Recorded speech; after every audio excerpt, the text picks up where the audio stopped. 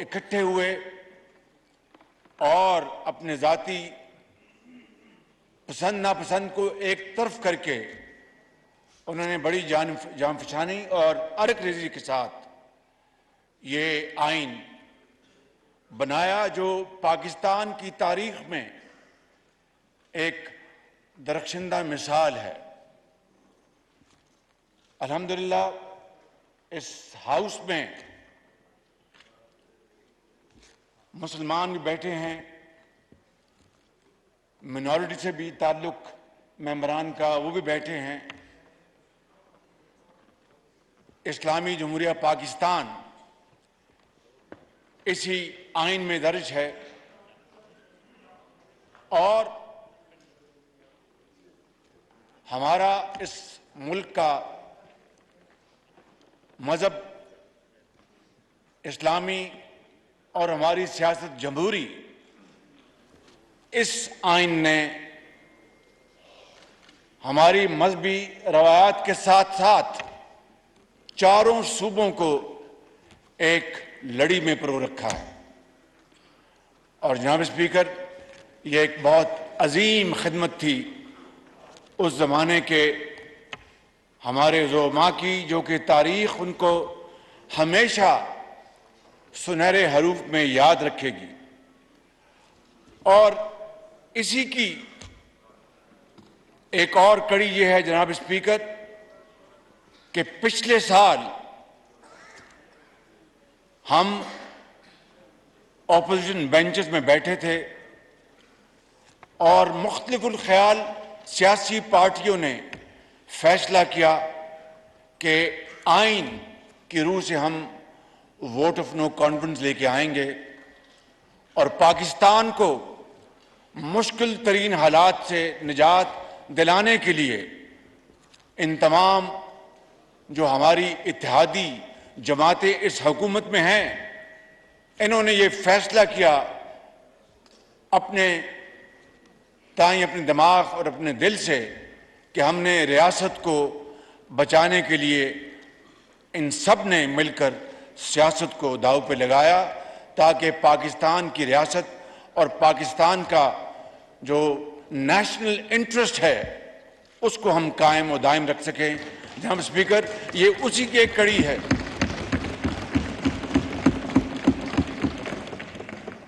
और 1971 के साने ने जनाब स्पीकर पूरी कौम के लिए एक सबक था कि सिर्फ 25 साल गुजरे थे पाकिस्तान को मार्ज़े वजूद में आए हुए और अजीम कुर्बानियों के साथ। मैं उसकी तारीख में नहीं जा रहा, सिर्फ ये कहना चाहता हूं कि करोड़ों मुसलमानों ने तहरीक चलाई और लाखों ने शहादत का जाम नोश किया, तब ये मुल्क खुदादाद मुल्क पाकिस्तान मार्ज़े वजूद में आया। मगर सिर्फ 25 साल बाद 2 लख्त हो गया। 71 से लेकर आज तक हमने कितना सबक सीखा है, मेरा ख्याल है कि तारीख उसका फैसला करेगी। लेकिन इस आइन ने तकसीम जो पावर की है इदारों के दरमियान, उसको वाज़ेह कर दिया कि मुकन्ना की ये इख्तियारात होंगे, अदलिया के ये इख्तियारात होंगे और इंतज़ामिया के ये इख्तियारात होंगे, और एक रेड लाइन लगा दी कि इसको कोई अबूर नहीं कर सकेगा।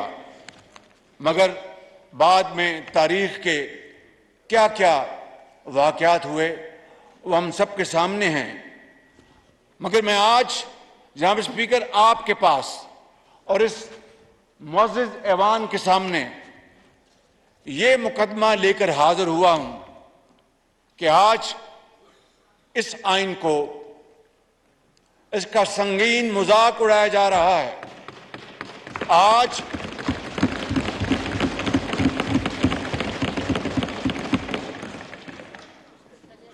इस आइन के अंदर मौजूद जो मुकन्ना के जो इख्तियारात हैं जो अदलिया के इख्तियारात हैं उसकी जनाब स्पीकर धज्जियां बिखेरी जा रही हैं। एक लाडला किसी अदालत के सामने पेश नहीं होता, चाहे कितने भी उसके हाजिर होने के नोटिस मिलते हैं, उसको आनन फानन रात के अंधेरे में जनाब स्पीकर उनको मुख्तलिफ अदालतों से एक्सटेंशन मिलती हैं। वो अदलिया का मजाक उड़ाता है। एक सिटिंग खातून जज के बारे में चंद माह पहले उसने क्या कहा, वो अल्फाज जुबान पर नहीं आ सकते, लेकिन किसी ने उसका नोटिस नहीं लिया जनाब स्पीकर। और हकायक पर मबनी जनाब स्पीकर जो मुकदमात बने हैं, पूरी कौम ने देखा, पूरी दुनिया ने देखा। अब मुझे बताएं कि जब हम ऑपोजिशन में थे तो किस तरीके के साथ ऑपोजिशन के ज़ोमा, उनके खानदान के लोगों को उनकी विच हंटिंग की गई और किस तरह बदध्यानती से उनके खिलाफ झूठे मुकदमात बनाए गए और उनको जेलों में भिजवाया गया। किसी ने नोटिस नहीं लिया कि एक इस कौम की बेटी को अगर चांद रात गिरफ्तार किया जाता है, किसी ने नोटिस नहीं लिया। एक कौम की बेटी अपने बाप को जेल में मिलने आती है, वहीं गिरफ्तार किया जाता है, किसी ने नोटिस नहीं लिया। और आज जनाब स्पीकर एक लाडला वो टांग पे टांग रखकर वो तहकमाना अंदाज में तकब्बर के साथ वो बात करता है और कानून और आइन को उसने रद्दी की टोकरी में डाल दिया है। किसी ने नोटिस नहीं लिया जनाब स्पीकर। ये हैं वो हालात आज जिसने पाकिस्तान को आज इस नहज पर पहुंचा दिया है। और ये वही लाडला है जिसने जनाब स्पीकर इसी पार्लियामेंट पर धावा बोला था। ये वही लाडला है जनाब स्पीकर जिसने और इसके हवारियों ने सुप्रीम कोर्ट के बाहर गंदे कपड़े वहां पर लटकाए थे। ये वही लाडला है जिसके हवारियों ने कब्रें खोदी थी। ये वही लाडला है जिसने ऐवान को और पार्लियामेंट को गालियां दी थी, मगर उसके बावजूद भी उस तनख्वाह जेब में डालता रहा कि ये उसकी पुरानी आदत है, इससे वो बात नहीं आ सकता। जनाब स्पीकर, मैं कहना ये चाहता हूं कि आज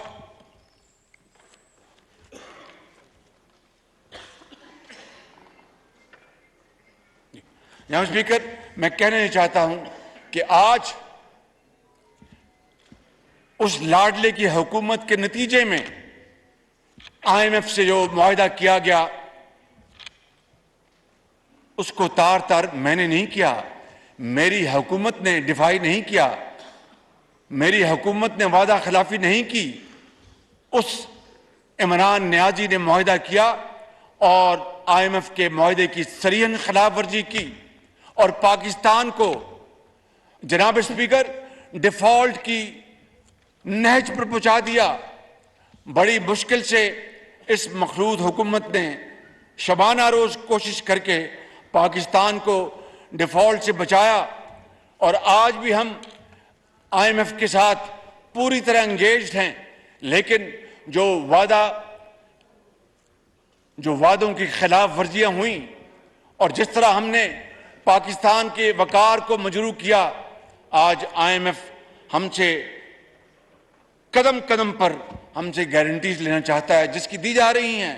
मैं यहाँ पर वजीर खजाना को मैं शाबाश देना चाहता हूँ जनाब स्पीकर कि इन्होंने बड़ी मेहनत से IMF के साथ अपनी भरपूर काविशों को बरूएकार लाकर तमाम शराइत मुकम्मल कर दी हैं। अब हमें ये कहा जा रहा है कि दोस्त ममालिक से जो कमिटमेंट्स हैं उनको पूरा किया जाए। इंशाअल्लाह हम उसको पूरी तरह करेंगे। लेकिन जनाब स्पीकर, मैं कहना ये चाहता हूं कि इसके नतीजे में 4 साला दौर में आप जानते हैं, आपसे बेहतर कौन इस बात को जानेगा कि इमरान नियाजी के 4 साला दौर में पाकिस्तान के जो कर्जा जात हैं वो 70% बढ़ गए 4 साला दौर में, और एक नई ईंट नहीं लगाई। हाँ, ईंटें उखाड़ी और मंसूबों को बर्बाद किया। और जनाब स्पीकर, आप जानते हैं कि 2 करोड़ नौकरियों का वादा किया था, 50 लाख घरों का वादा किया था, मगर महंगाई, इफलास और करप्शन के अंबार लगा दिए। आज मैं जब जाता हूं जनाब स्पीकर मुख्तलिफ जगहों पर, जिस तरह के पंजाब हुकूमत और केपी ने फ्री आटा का प्रोग्राम बनाया है, सिंध हुकूमत ने अपने वसाइल के साथ बेनज़ीर इनकम प्रोग्राम के ज़रिए जो हकदार हैं उनको कैश ट्रांसफ़र करने का प्रोग्राम बनाया है। इसी तरीके से बलूचिस्तान ने भी एक प्रोग्राम बनाया है। लेकिन जहां पर मैं जा रहा हूं जनाब स्पीकर, मैं आपको बिला खौफ तरदीद कह सकता हूं कि वहां पर आज मैं सफ़ेद पोश लोग भी देखता हूं, और ये हाउस अच्छी तरह जानता है, ये पूरी कौम इस बात को अच्छी तरह जानती है कि सफ़ेद पोश वो होता है, वो तंग दस्त होता है, लेकिन किसी के आगे हाथ नहीं फैलाता। आज वो अगर अपनी डिग्निटी को कॉम्प्रोमाइज करके वो लाइनों में लगा है तो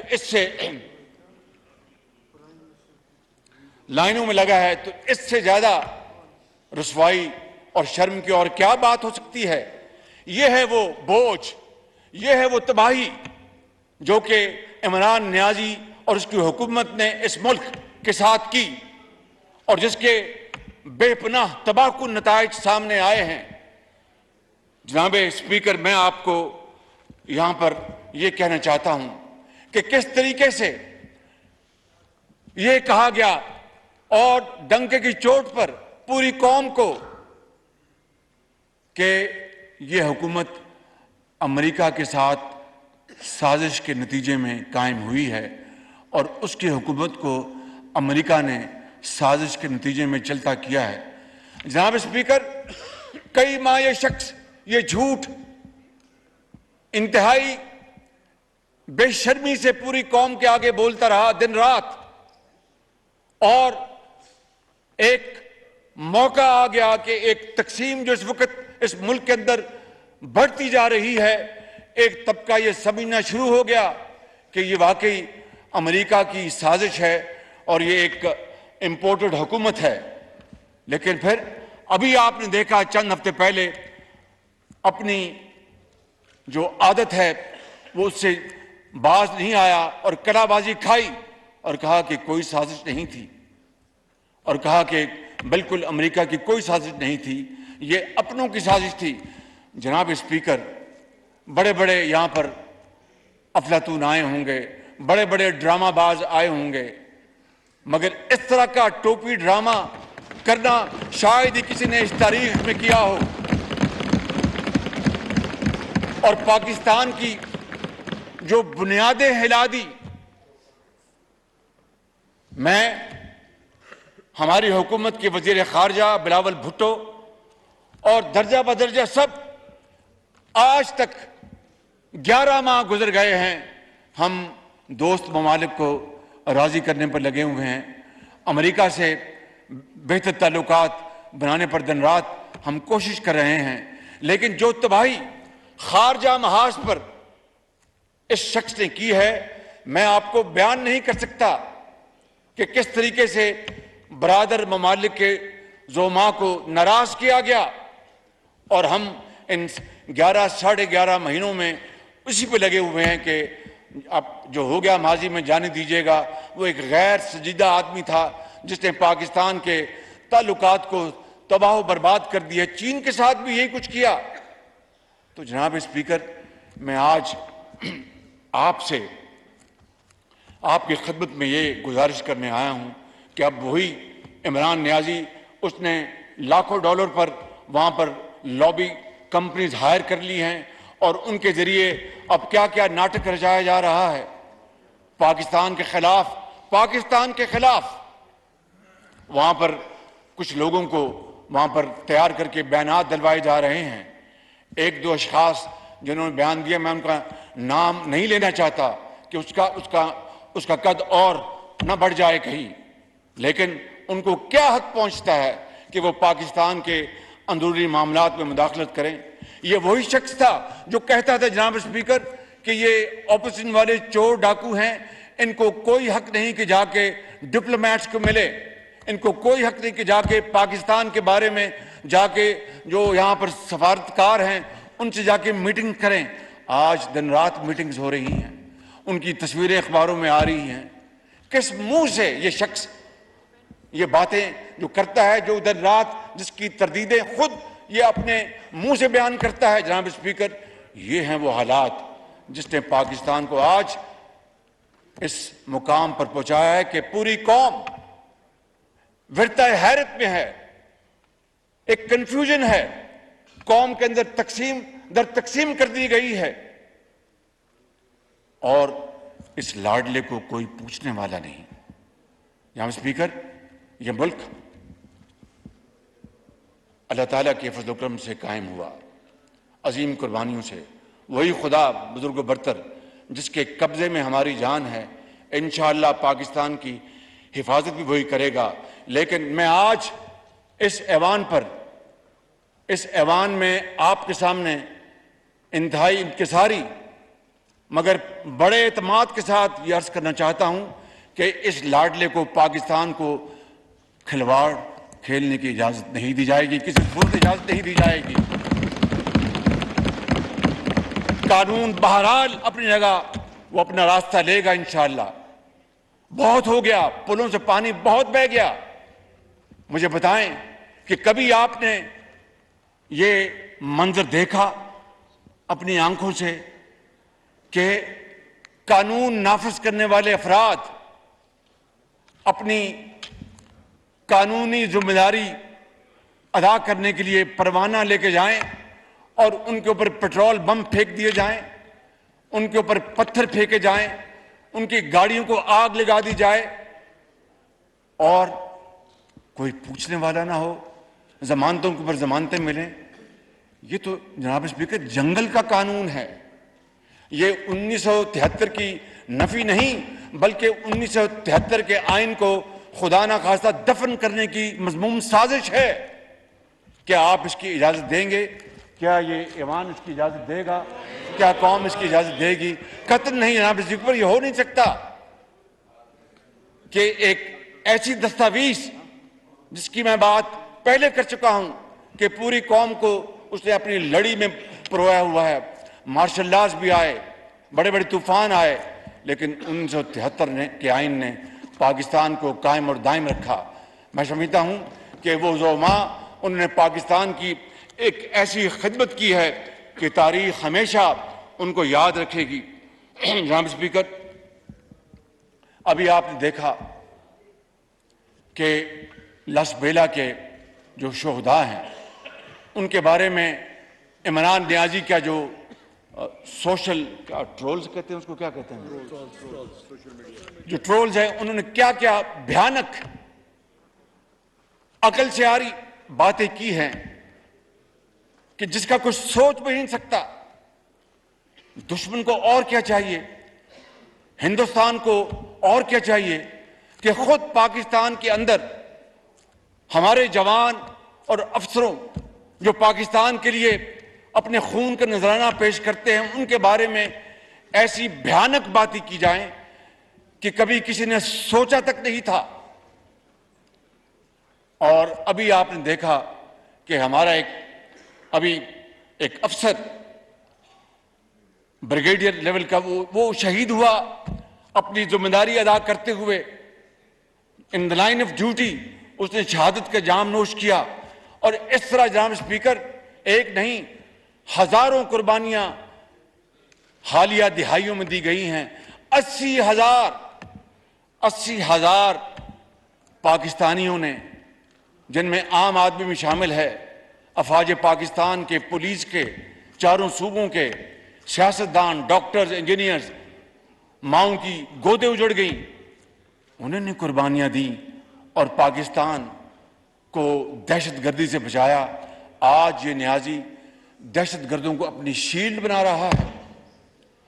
और ये बात मैं जनाब स्पीकर ऐसे हवा में नहीं कर रहा, आप वीडियोस मंगवा के देख लें, आप वो तस्वीरें देख लें जो इसके घर में वहां पर दहशतगर्द वो दंदनाते फिरते हैं और कोई पूछने वाला नहीं। जमानतों के ऊपर जमानतें दी जा रही हैं। जनाब स्पीकर, ये देखती आंख ने और सुनते हुए कानों ने ऐसा दिलखराश मंजर 75 साल में पहले कभी नहीं देखा। जनाब स्पीकर, इसलिए मैं आज बतौर पहले एक पाकिस्तानी, बतौर एक पार्लियामेंटेरियन और बतौर इस हुकूमत के मुंतखब सरबराह के तौर पर मैं आपसे ये गुजारिश कर रहा हूं कि इस हाउस को, इस ऐवान को इन मामलात का फिलफौर नोटिस लेना होगा। मुझे आप बताएं जनाब स्पीकर, अभी चंद माह पहले 26 नवंबर को पाकिस्तान के नए सिपह सलार का चुनाव हुआ, 29 नवंबर को, और साथ ही chairman joint chief of staff का चुनाव हुआ। जनाब स्पीकर, मैं बिला खौफ तरदीद मैं आपके सामने ये बात करना चाहता हूं, उस खुदाए बुजुर्ग बरतर को गवाह बनाकर, कि मैंने अपने साथियों के साथ पूरी मुशावरत में काबीना से हटकर पूरी मुशावरत के साथ, हालांकि मुझे ये बात करनी नहीं चाहिए, लेकिन there is no harm if I mention it for your kind consideration, कि वो इख्तियार प्राइम मिनिस्टर का है, लेकिन मैं समझता हूं कि प्राइम मिनिस्टर का इख्तियार जो है वो काबीना का इख्तियार है। जिस तरह आज हर हफ्ते हम काबीना में हर मामला लेके जाते हैं, बाकी इदारों को भी काबीना में जाकर फैसले करने चाहिए।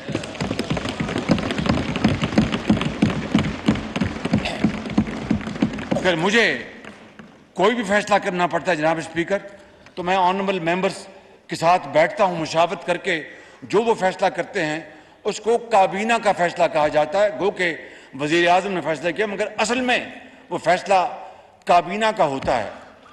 तो जो हमें, अगर ये काम हम कर रहे हैं तो बाकी क्यों नहीं कर सकते? वहां पर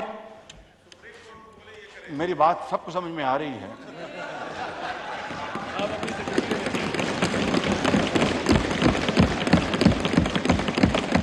आप अगर No cross talk, please. Order in the house. बिल्कुल आश्कारा हो जाएगी। तो मैं आपसे गुजारिश कर रहा था कि उसके बाद हमने फैसला किया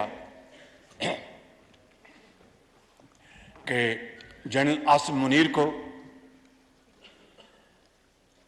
पाकिस्तानी फौज का सिपह सलार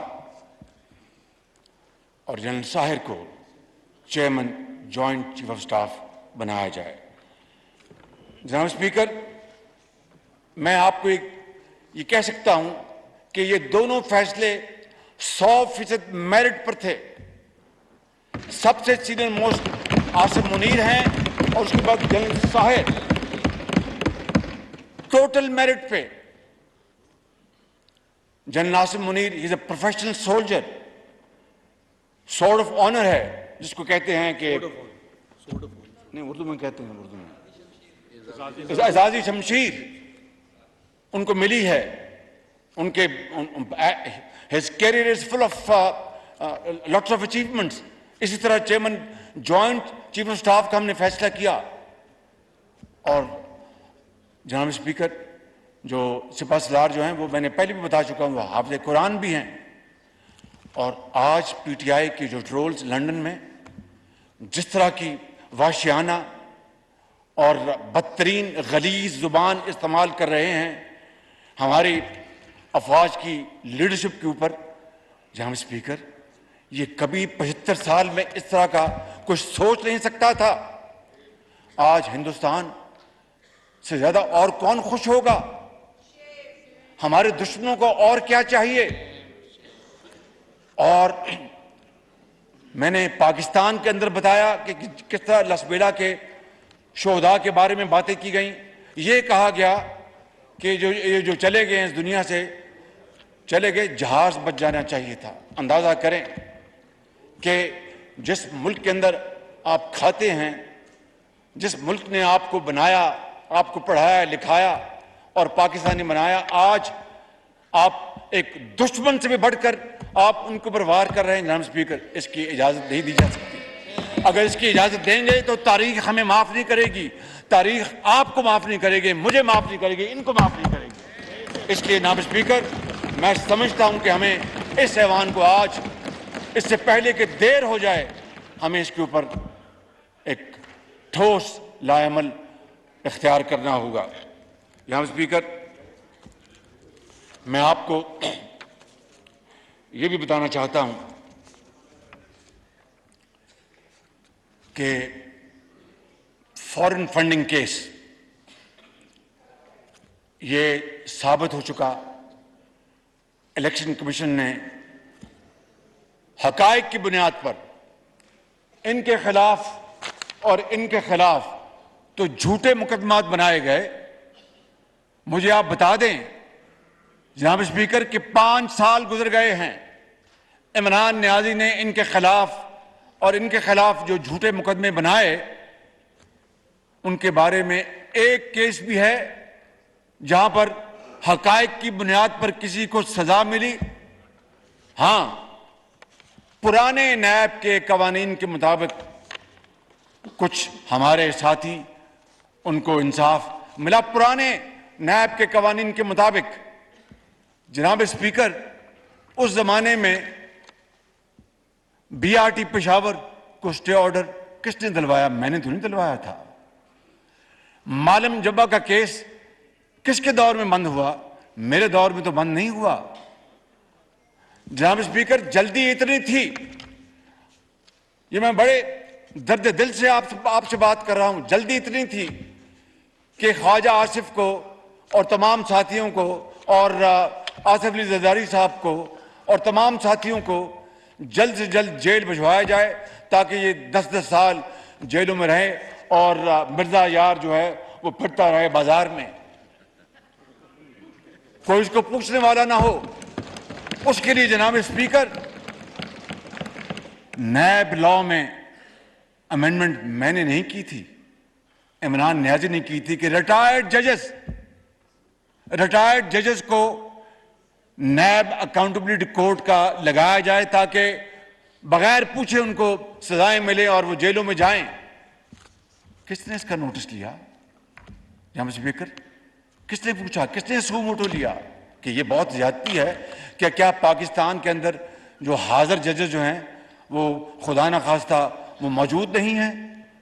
जनाब स्पीकर, ये हैं वो दिलखराश वाकयात जिसने पाकिस्तान को आज इस नहज पर पहुंचाया है। और मैं आपको ये बता रहा था कि ये जो फॉरेन फंडिंग केस है, ये स्टेट बैंक ऑफ पाकिस्तान ने फैक्ट्स दिए, ये मैंने फैक्ट्स नहीं दिए, स्टेट बैंक ने दिए। और ये केस जो है ये मैंने शुरू नहीं करवाया था, खुद इनका एक फाउंडर मेंबर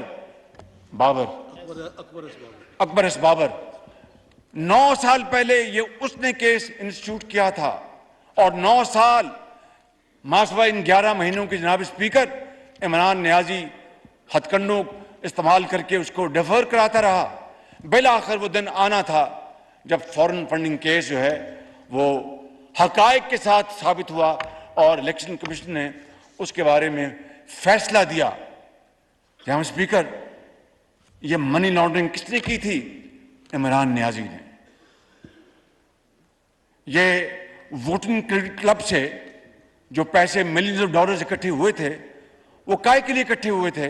वो खैराती कामों के लिए, अस्पताल बनाने के लिए, स्कूल बनाने के लिए। मुझे आप बताएं कि वोटिंग क्लब का जो पैसा इकट्ठा हुआ वो कौन से अस्पताल में लगा, वो कौन से स्कूल में लगा? मुझे बता दीजिए। अगर वो लगा है तो हम अपना केस मुकदमा वापस ले लेते हैं। जनाब स्पीकर, वो पैसा इट वॉज ऑल लॉन्डर्ड, मुख्तलिफ नामों से आया, और इमरान खान और उसके हवारियों की जेबों में चला गया। वो आरिफ नकवी जो जिन्होंने ये मैच कराया था वुडलैंड क्रिकेट क्लब का, उन्होंने ये फंड रेजिंग की थी। वो बेचारे खुद एक बड़े मुश्किल मुकदमे में फंसे हुए हैं। अल्लाह ताला हम सब की आसानियां दूर करे। लेकिन जब हम कौम के साथ जुर्म करना, कौम के साथ जुर्म करना, फिर झूठ बोलना, खाना काबा के मॉडल की घड़ी को बेच देना और फिर बताना ना, जाली रसीद लेना और कहना कि वो इस्लामाबाद में फलां सेक्टर में वो दुकान है, वहां से मैंने 5 करोड़ में बेची, वो जाली रसीद थी, बजाते खुद एक बहुत बड़ा जुर्म था। और फिर दुबई में उसके फैक्ट्स सामने आ गए। स्पीकर, वो केस बना, उसका क्या हुआ? दिन रात जमानतें हो रही हैं, दिन रात उनको एक लंबी लीज मिली हुई है, कोई पूछने वाला नहीं। जनाब स्पीकर, अगर ये है इंसाफ का निजाम, ये है वो तकड़ी, तो फिर इस मुल्क का खुदा हाफिज है। जनाब स्पीकर, ये वो हकायक हैं which are backed by facts and figures. ये कोई राम कहानी मैं आपके सामने पेश नहीं कर रहा, मैं आपके सामने सिर्फ और सिर्फ हकायक बयान कर रहा हूं। लेकिन पाकिस्तान के तूल अर्ज में हर अदालत उनको जमानत दे रही है। हमें तो जनाब स्पीकर, मैं अपनी बात नहीं कर रहा, it's not about me, I am not speaking for myself, it's about this country, its future generations, our posterity. क्या हमने पाकिस्तान की जो आइंदा आने वाली नस्लें हैं उनके लिए ये हमने निजाम छोड़ना है? ये करतूतें उनको ट्रांसफर करनी है कि वो हम पर बजाय फख्र करने के हमें वो कोसें और बद्दुआएं दें? जनाब स्पीकर, मैं आपको एक बात बताना चाहता हूं। अभी एक ऑडियो आई और उस ऑडियो में एक सुप्रीम कोर्ट के जज के बारे में बाज़ इंकशाफात किए गए। खुदा जानता है कि वो हकायक पर मबनी हैं या नहीं, मगर मैं आपकी वसातत से और इस मोअज़्ज़ज़ ऐवान की इजाज़त से मैं सुप्रीम कोर्ट की चीफ जस्टिस से गुजारिश करूंगा कि वो उस ऑडियो का फोरेंसिक ऑडिट करवाएं और पूरी कौम को बताएं। अगर ये झूठी है तो पूरी कौम को पता चलना चाहिए कि झूठी है और झूठों को करार वाकई सजा मिलनी चाहिए। मगर अगर ये सच्ची है तो सच सामने आना चाहिए। जनाब स्पीकर, मैं बड़े अदब से आपसे अर्ज करूंगा कि किस तरीके से हमारे हाथ बांधकर हमें अदालतों में खड़ा किया जाता था और एंटी टेररिस्ट कोर्ट की व्हीकल्स में लेकर जाता था, चाहे कोई बीमार है, चाहे कोई परवाह नहीं होती थी, और कोर्ट्स में खड़ा किया जाता था। वहां पर तहकमाना अंदाज में कोर्टों को डिक्टेट किया जाता था और व्हाट्सएप के जरिए जजेस तब्दील होते थे। जनाब स्पीकर, मैं आपसे मुल्तमिस हूं कि जिस तरह मैंने अभी कहा, and even at the cost of reputation, कि किसी शख्स के खिलाफ जिनके खिलाफ ये मुकदमे बनाए गए कोई सबूत आज तक सजा दिलवाने के लिए नहीं आया। लेकिन अगर इन जज साहब के खिलाफ सबूत अगर है तो उसमें हाथ कंगन को आरसी क्या? सियासतदान तो 1 मिनट में जेलों में जाते हैं। कितने देखिए माशरे में, जनाब स्पीकर, मुझे इजाजत दीजिए कि माशरे में मुअज़्ज़ज़ लोग भी होते हैं, काबिल एहतराम लोग भी होते हैं, अमानतदार भी होते हैं और खुदा खौफी रखने वाले होते हैं, खाइन भी होते हैं और वो साज़िशी भी होते हैं, वो बर्बाद करने वाले भी होते हैं, झूठे भी होते हैं। ये माशरे का हिस्सा है। जिस तरह रात और दिन है, इस तरह झूठ और सच है। ये माशरे का हिस्सा है। कितने आला अदालतों के जज करप्शन पर निकाले गए। मैं जानना चाहता हूं जनाब speaker, this is a stark comparison. आज तक आप पिछले 40 साल को उठा के देख लें, माशवाए एक मरहूम शेख शौकत थे, और गिनकर आप 2-3 नाम और ले सकते हैं। कितने जजों को करप्शन पर निकाला गया, और सियासतदानों के खिलाफ आंखें बंद कर एसेट बियॉन्ड मीन्स के केसेस बन जाते हैं, और वो सारा साल रुलते रहते हैं। जनाब स्पीकर, ये है वो गैर आदलाना, गैर मुंसफाना निज़ाम जिसने 70 साल बाद पाकिस्तान को इस नहज पर पहुंचाया है। आज इस ऐवान को इसके बारे में फैसला करना होगा कि क्या हम आंखें बंद करके हम गाय भैंस की तरह हम हांके जाएंगे, या फिर कानून की हुक्मरानी, आइन की हुक्मरानी के ऊपर हम कारबंद होंगे। Time has come, it is for us to decide. जनाब स्पीकर, आज वक्त आ गया कि हम इसके ऊपर हम फैसला करना होगा।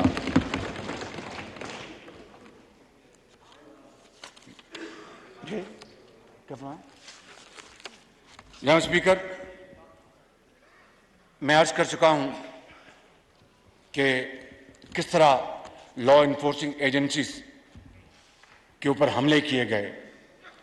अगर खुदा ना खास्ता, अल्लाह ना करे, बुरे वक्तों में ऑपोजिशन का कोई एक बड़े से बड़ा लीडर भी खुदा ना खास्ता ये बात करता, तो आज उनको काले पानी पहुंचा दिया गया होता। मैं आपको बिल्कुल सिद्ध के दिल से बात कर रहा हूं, इसमें कोई लगी लपटी नहीं है कि वो काले पानी उसको पहुंचा दिया गया होता या जिंदा दीवार से चुन दिया गया होता। आज इस लाडले को सबने देखा कि वो टेररिस्ट आए, उन्होंने सारा काम किया, कोई किसी ऊपर जूं तक नहीं रेंगी।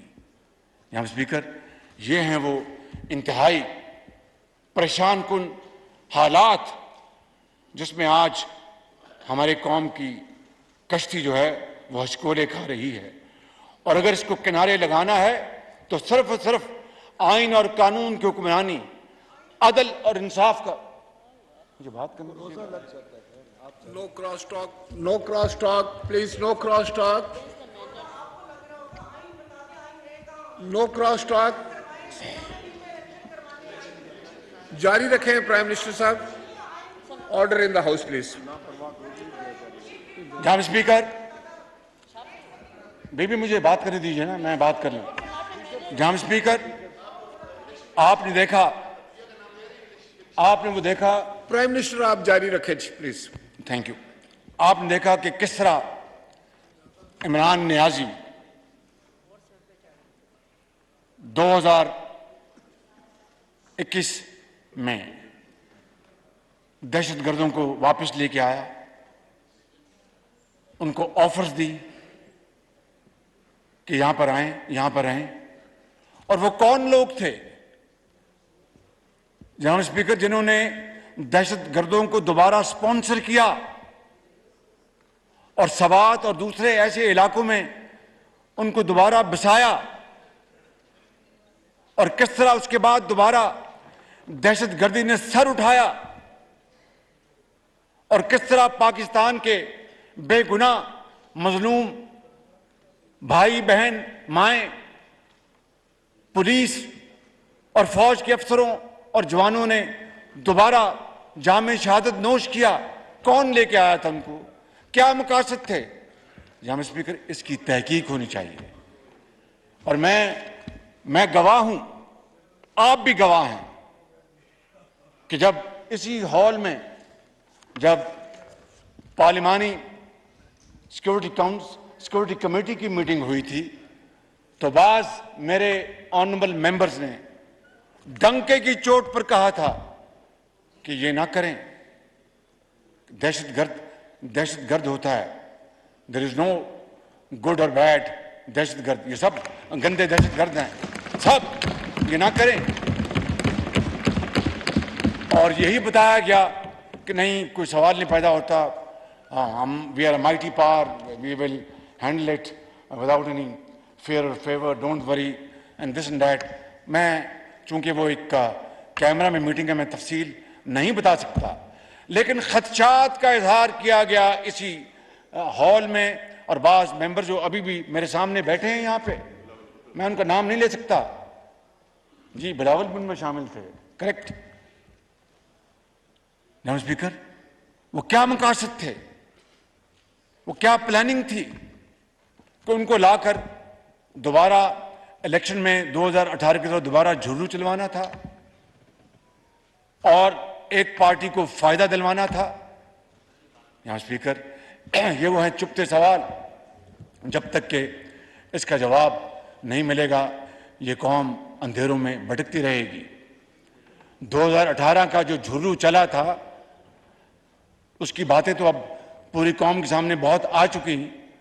वो आखिरी रात भी चला जनाब स्पीकर, आखिरी रात भी चला जब एनटीएस को बंद कर दिया गया, RTS, thank you very much for correction, thank you very much, RTS को बंद कर दिया गया। और पहला मौका था जनाब स्पीकर पाकिस्तान की तारीख में कि देहातों के नताइज चंद घंटों में आ रहे हैं और शहरों के नताइज कई हफ्ते ताखीर का शिकार हो गए। जी मैंने तो गुजारिश कर दी है ना कि आप ठीक कह रहे हैं, पहला मौका था। और वही झुर्लू इलेक्शन जनाब स्पीकर इस मुल्क की शूमी किस्मत बन गया, हमारी बदकिस्मती बन गई। आप यकीन कर लें कि एक लाडले को झुर्लू के जरिए जतवाकर उसकी पजीराई की गई और चोर और डाकू का नैरेटिव इतना चलवाया गया कि एक वक्त आ गया कि लोग वाकई समझ बैठे कि बाकी ये एक आदमी साफ है और बाकी सब जो हैं वो चोर और डाकू हैं। ता वक्त है कि ये अल्लाह ताला की तरफ से है। It's all what goes around comes around. जब ये तोशा खाने के जो बदतरीन जो करप्शन की इमरान न्याजी तोशा खाने की घड़ियों को बेचता रहा और उनकी मोहतरमा एहलिया वो हीरे और जवाहरात का इंतजार करती रही। फिक्र ये सब सामने बातें आ गई, तब जाकर इसके ऊपर एक बंद बंधा है। लेकिन चोर और डाकू का बयानिया इतना तेज किया गया कि शायद पाकिस्तान की तारीख में नहीं, दुनिया की तारीख में इसमें कोई दूसरी मिसाल नहीं मिलती। जनाब स्पीकर, जेआईटी बन चुकी है, ज्वाइंट इंटेरोगेशन टीम। ये जो वाकया जुडिशल कॉम्प्लेक्स में हुआ, जहां पर पेट्रोल बम्स चलाए गए, जहां पर पत्थर और गोलियां चली, उसकी जेआईटी बन चुकी है। और मैं आपको यकीन दिलाता हूं कि जेआईटी सिर्फ और सिर्फ हकाइक की बुनियाद पर वो पूरी कौम के सामने फैक्ट्स लेके आएंगी। वो जेआईटी नहीं जो साकिब निसार साहब ने बनाई थी, जिसमें पनामा अकामा हो गया, पनामा अकामा उसमें हो गया जनाब स्पीकर।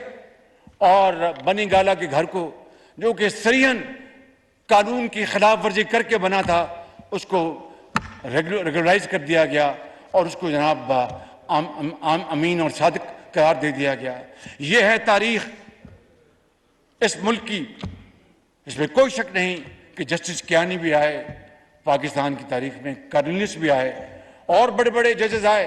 और ये वही इमरान न्याजी है जब 4 हलकों की बात करता था कि वो जनाब उसकी बाकायदा होनी चाहिए, तो 2 चीफ जस्टिस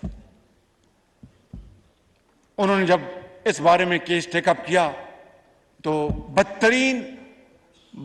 बदतरीन तौहीन की गई उन चीफ जस्टिस की। आपको पता है उनके नामों का। इमरान न्याजी का क्या बिगड़ा? मखदूम यूसुफ रज़ा गिलानी को तो डिस्क्वालीफाई कर दिया गया यहां स्पीकर, और किसी ने पूछा तक नहीं। इस शख्स ने 2 चीफ जस्टिस की बदतमीजी से पेश आया, ही वॉज एरोगेंट और तहकमाना अंदाज में बात की, किसी ने नहीं पूछा। ये हैं वो असबाब, ये हैं वो वाक़यात इंतहाई दिलखराश और गमनाक जिसने पाकिस्तान को आज यहां पर ला खड़ा किया है कि कुर्ब जवार में तमाम ममालिक हमसे आगे निकल गए और हम आज इस मुल्क के अंदर, जनाब स्पीकर, गुर्बत, बेरोजगारी, नाइंसाफी उसके साथ नबर्द आजमा है। लिहाजा it is high time and tide wait for none. मैं आपसे मुल्तमिस हूँ जनाब स्पीकर और आपके ज़रिए इस ऐवान से कि आएँ, मिल बैठें और कानून की हुक्मरानी, आइन की हुक्मरानी, इंसाफ पर मबनी माशरे के लिए आएँ बैठें और वो फैसले कर जाएं कि आइंदा आने वाली नस्लें हमें कोसे नहीं बल्कि हमारे हक में दुआ करें जब हम अपनी कब्रों में होंगे जनाब स्पीकर। क्योंकि आज शराफत का मुकाबला बदमाशी से है, आज जमहूरियत का मुकाबला जनाब स्पीकर फाशिज्म से है। और आज मैं आपको गुजारिश करना चाहता हूं कि अगर इसी तरह मामलात रहे तो फिर वो दिन दूर नहीं, खाक मतन कि हमारा मुस्तकबिल जो है वो तारीख हो जाएगा।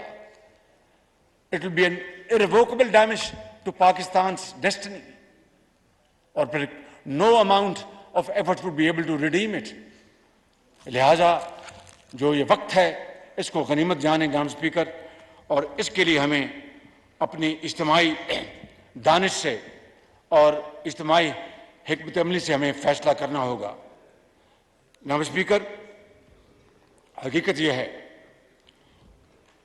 है, मैं आपको इंतहाई दर्द दिल से कह रहा हूं कि जो जत्थों के साथ अदलिया को ब्लैकमेल करता है और जो आइन को नहीं मानता, कानून को नहीं मानता, अदालत के आगे सरेंडर नहीं करता, उसकी आज बदकिस्मती से उसकी पजीराई है।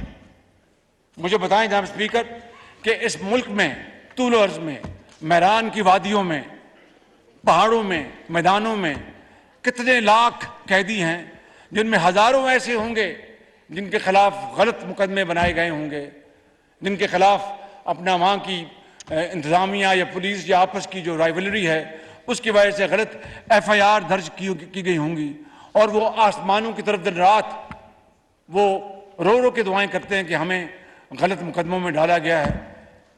कितनों की बेल हुई जनाब स्पीकर, कितनों की जमानत हुई है? आज एक शख्स रात की 11 बजे अदालत खुलती है, जमानत होती है, सुबह अदालत खुलती है, जमानत होती है, दोपहर अदालत खुलती है, जमानत होती है। जनाब स्पीकर, यह वो तराजू है जिसका झुकाव सिर्फ एक साइड पर चला गया है। ये ज्यादा देर ये सूरत हाल, ये इम्बैलेंस ये नहीं रह सकता।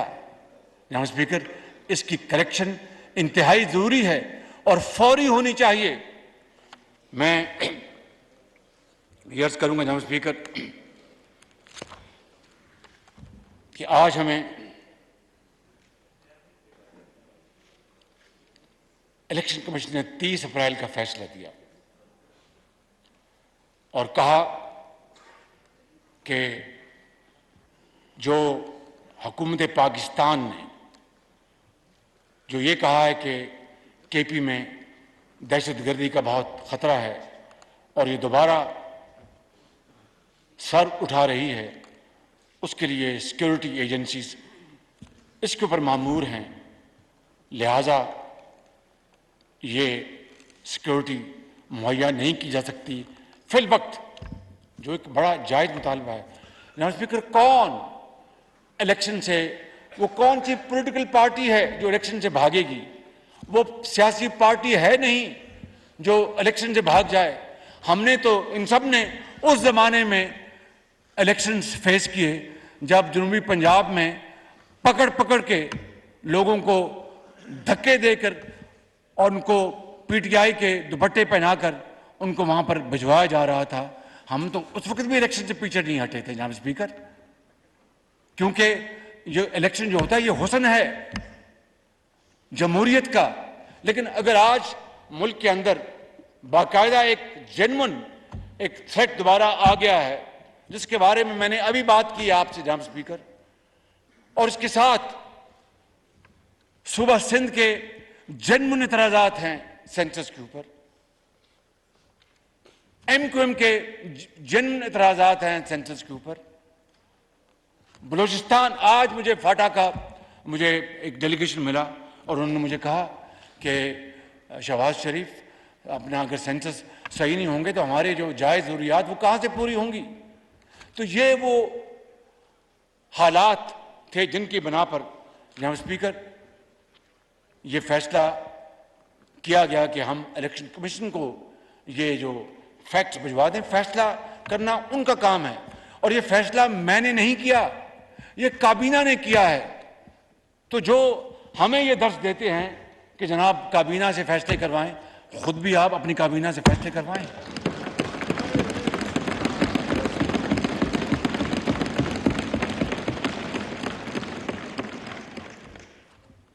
जनाब स्पीकर, मैं आपको ये बात बताना चाहता हूं कि आइन और कानून की हुक्मरानी से ही मुल्क बनते हैं, इंतखाबात से ही जमहूर की आवाज़ सामने आती है। लेकिन जत्थों के जरिए अदलिया को ब्लैकमेल करके जेर बार करके अगर ऐसे फैसले करवाए जाएंगे जिससे कि खुदा न खास्ता पाकिस्तान को नुकसान पहुंचा, तो उसका जिम्मेदार कौन होगा जनाब स्पीकर।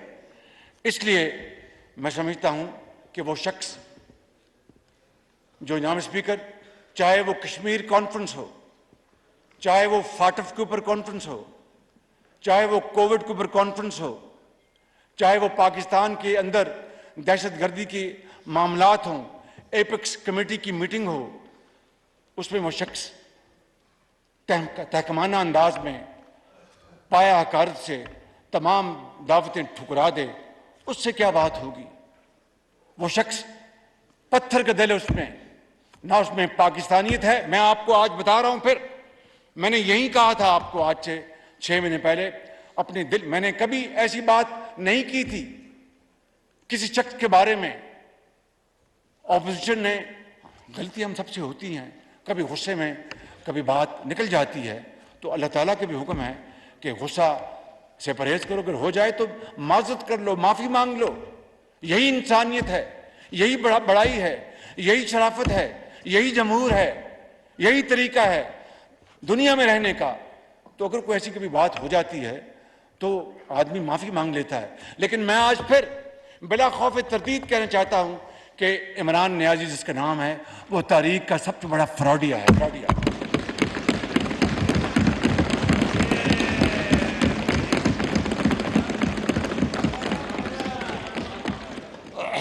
जनाब स्पीकर, तशरीफ रखें प्लीज। नहीं जनाब, आप जारी रखें प्राइम मिनिस्टर। जनाब स्पीकर, अगर मैं उसका जो कन्वर्स मैं उसका बता देता हूं आपको कि अगर वो इतना ही उनको दर्द था कानून की हुक्मरानी का और मिल बैठकर मामलात को तय करने का और पाकिस्तान के जो वसीतर मफाद है उसका उनको अगर ख्याल था, तो फिर जनाब स्पीकर वो शख्स जो दिन रात जो रियासत मदीना की 4 साल बात करता रहा, अब जब से तोशा खाना का वाक़यात हुए हैं और खाना काबा की मॉडल की घड़ी जो उन्होंने बेच दी, जो मोहब्बतों का तोहफा था हमारे दोस्त ममालिक के सरबराहान का, तब से रियासत मदीना की जो गर्दान उन्होंने नहीं की। तो अगर उनको इतना एहसास था या उनको तालीम या इल्म था रियासत मदीना का, तो फिर मिल बैठते। मैंने जो सारे वाक़यात गिनाए हैं, तो फिर मुझे आज इस तरह की मुझे बात ना करनी पड़ती। लिहाजा जनाब स्पीकर, जो रियासत मदीना का नाम लेकर कौम को धोखा दे और जो दूसरों को चोर और डाकू कहे और खुद खाना काबे की मॉडल की घड़ी को एक फ्रॉड तरीके से बेच दे, जो अदलिया की तौहीन करे, जो इंसाफ को ना माने, जो कानून को ना माने, जो आइन से न माने, उससे बात नहीं हो सकती जनाब स्पीकर, उससे बात नहीं हो सकती। जब तक कि वो पूरी कौम के सामने आए और कौम से माफ़ी मांगे कि मेरा जो माजी जो रहा है वो वाकई पाकिस्तान को उससे ज़ोफ़ पहुंचा है, पाकिस्तान को इंसाफ को ज़ोफ़ पहुंचा है, जमहूर को ज़ोफ़ पहुंचा है, आइन को ज़ोफ़ पहुंचा है, मैं पूरी कौम से माफ़ी मांगता हूं, तो यकीनन फिर हम सब मिल बैठेंगे और मिल बैठकर एक मशवरा कर लेंगे और उसके बाद हम तय कर लेंगे। क्योंकि जमहूरियत में हमारे पास ना तोपें हैं ना बंदूकें हैं, हमारे पास सिर्फ शाइस्ता ज़ुबान है, गुफ्तगू है, टेबल टॉक है, आइन और कानून है। हमारे पास तो जनाब स्पीकर छड़ी भी नहीं।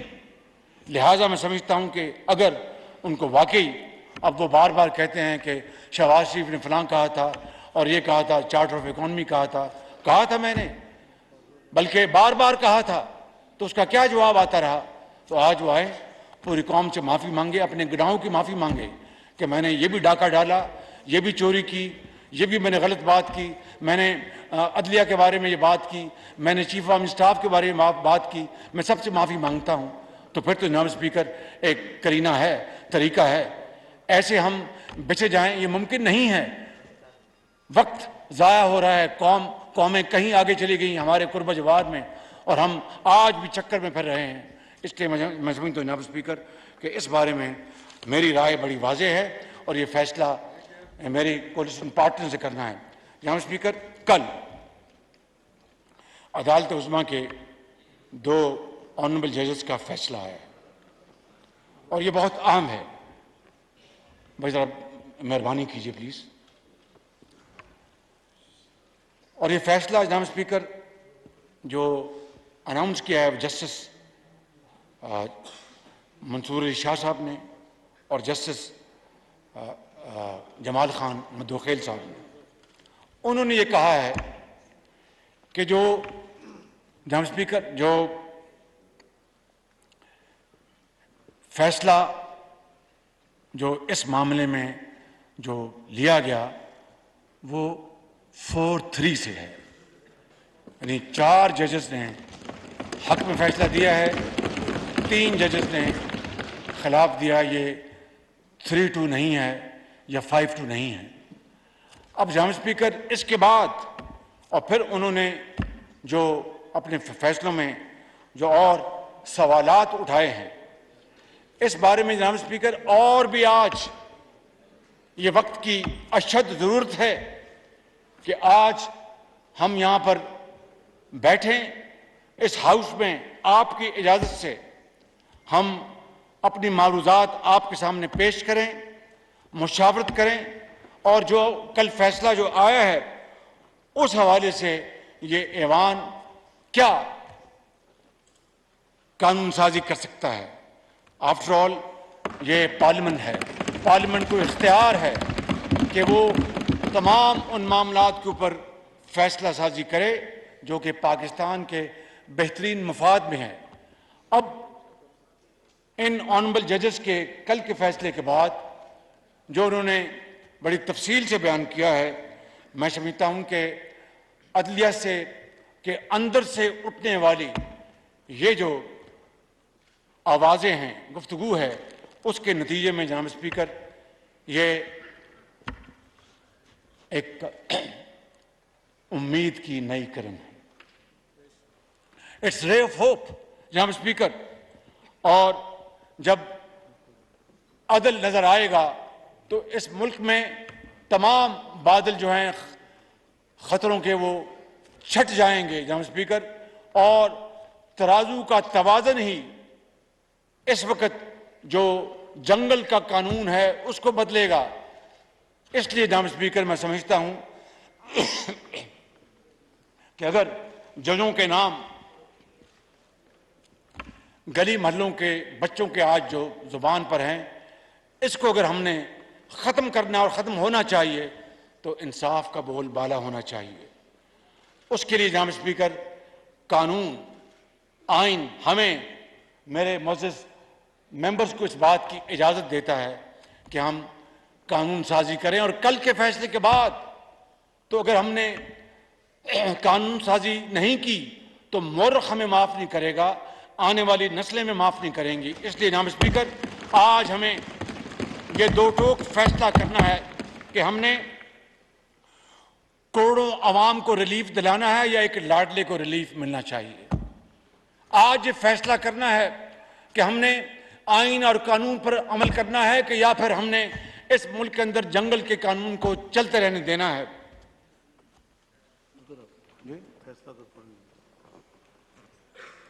ये मेरे भाई साहब ने कहा कि मैं जो ऑपरेटिव पैरा जो है वो पढ़ दूं आपके सामने। मैं I am not a law man, I am a layman, तो इजाज़त दीजिएगा मैं पढ़ दूं 5-10 लाइनें, लेकिन कहीं गलती हुई तो ज़रा माफ़ी दे दीजिएगा। इजाज़त जनाब, Please.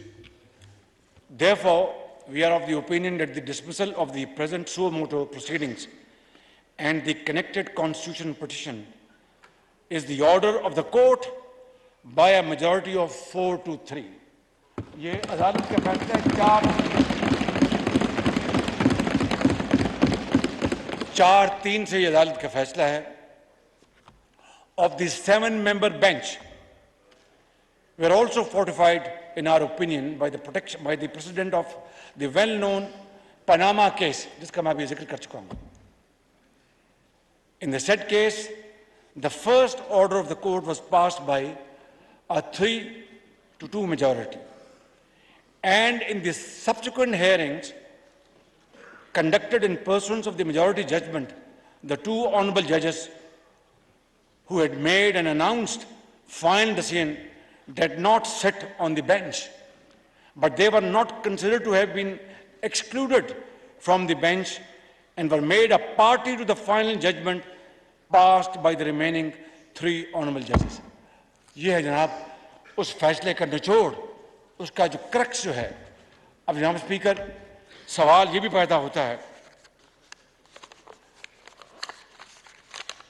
कि उस कन्फ्यूजन में, यानी ये फैसला तो कल आया है अदालत उज़्मा का कि ये 4-3 का फैसला है, लेकिन जो इस इंप्रेशन में कि फैसला 5-2 का है या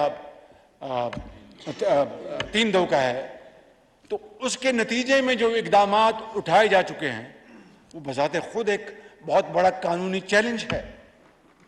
उसके बारे में किस तरह मामलात आगे चलेंगे, इस वक्त जनाब स्पीकर ये मुल्क एक दोराहे पे खड़ा है और खुदारा जनाब स्पीकर इस मुल्क को बंद गली में जाने से रोक लें। और इसमें ताली दोनों हाथों से बचती है। इसमें मुकन्ना जो 3 पिलर्स हैं स्टेट के, उनको अपना किरदार, आईनी और कानूनी किरदार अदा करना होगा। और अगर वक्त खुदा ना खास्ता गुजर गया तो फिर हाथ मलते रह जाएंगे और फिर इसका कोई फायदा नहीं होगा कि अब पछतावे क्या होवत जब चिड़ियां चुग गई खेवत। जनाब स्पीकर, उठें और इस मुल्क के मुस्तकबिल के लिए, अपने आने वाली नस्लों के लिए, अपने पाकिस्तान के लिए, उसको उसका खोया हुआ मुकाम दिलवाने के लिए हम आइन और कानून का सहारा लें। जो इख्तियार, जो जिम्मेदारी, जो फ़र्ज़ आइन ने और अल्लाह ताला ने अपने अवाम को, जिसके नतीजे में ये हाउस मुंतखब होकर आया है, उसको अपना फ़र्ज़ अदा करना होगा, वरना आने वाली नस्लें हमें माफ़ नहीं करेंगी। जनाब स्पीकर, मैं इन अल्फाज के साथ मैं आपका एक मरतबा फिर शुक्रिया अदा करते हुए मैं इस बात पे अपनी बात ख़त्म करूँगा। जनाब स्पीकर,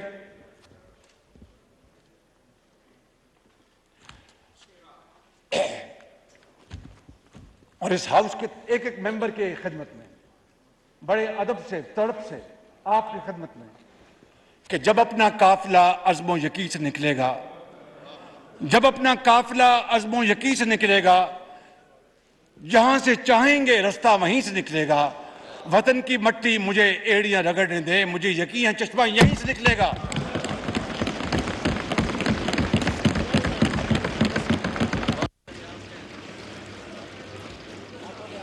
जैसा कि लीडर ऑफ हाउस ने अपनी स्टेटमेंट में फरमाया कि ये हाउस मुल्क में सियासी और आईनी मामलात के बारे में बहस करे और मशवरा दे कि हम कैसे आगे बढ़ें। लिहाजा मुर्तज़ा जावेद अब्बासी साहब, आप मोशन पेश करें ताकि हम बहस का आगाज बाज़ाब्ता